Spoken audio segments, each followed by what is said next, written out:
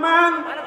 সংগ্রামী উপস্থিতি, জুলাই গণঅভ্যুত্থানে আমরা সফল হয়েছি, এর একমাত্র কারণ ছিল আমরা ঐক্যবদ্ধ ছিলাম। আমরা বিপি নুরুল হক নূর, নাহিদ ইসলাম, বাংলাদেশের রাজনৈতিক দলগুলা, এদেশের হিন্দু মুসলমান, এদেশের নারী পুরুষ, আমরা একসাথে রাজপথে সংগ্রাম করেছি। আমরা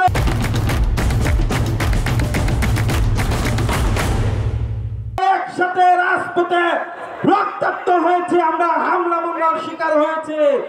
এই জন্য আমরা খুনি হাসিনার পতন ঘটাতে পেরেছি।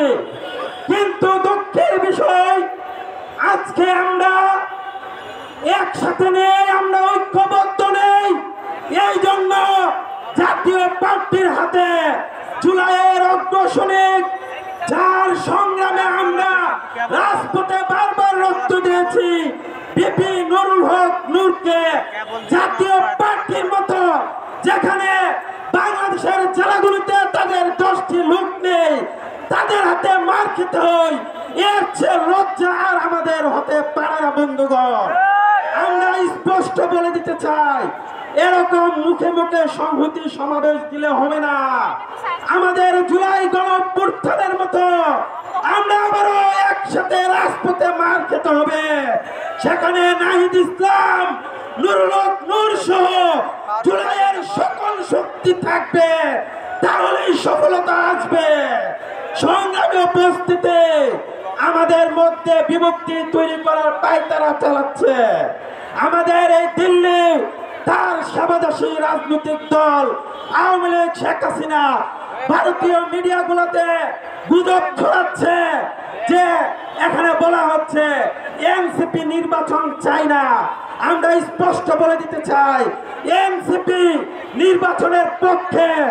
আপনারা সবার আগে বিচার করুন, সংস্কার করুন, এবং বিচার সংস্কার করে যদি আপনারা নভেম্বরও নির্বাচন দেন, আমরা নির্বাচনে অংশগ্রহণ করব। আমরা স্পষ্ট বলে দিতে চাই, এই জাতীয় পার্টি হামলা করে ডক্টর ইউনূস সরকার বুঝিয়ে দিচ্ছে আগামী নির্বাচনে জাতীয় পার্টি অংশগ্রহণ করবে। আমরা স্পষ্ট বলে দিচ্ছি, জাতীয় পার্টি অংশগ্রহণ করা মানে 2014 সালে বিনা প্রতিদ্বন্দ্বিতা আরেকটি নির্বাচন হওয়া দেশে।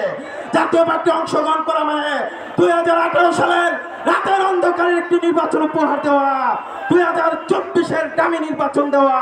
আমরা স্পষ্ট বলে দিচ্ছি, এই আমরা রক্ত দিয়ে, জীবন দিয়ে আমরা এদেশে আরেকটি জেলাতন নির্বাচন হতে দিব না। আমরা রক্ত দিতে হলে রক্ত দিব, জীবন দিতে হলে জীবন দিব। আমরা দীর্ঘদিন ধরে এদেশের রাজনৈতিক দলগুলো যে পরিবর্তন আনতে পারে নাই, বিপি নুরুল হক নূরের দল, গণ অধিকার পরিষদ এবং এনসিপি পরিবর্তন এনেছে। আমরা ঐক্যবদ্ধ থাকতে চাই, রাজপথে একসাথে আমরা রক্ত দিতে চাই। ইনশাআল্লাহ আগামীর রাজপথে আমরা একসাথে থাকবো, এই প্রতিজ্ঞা রেখে আমরা এখানে শেষ করছি। ইনকিলাব জিন্দাবাদ।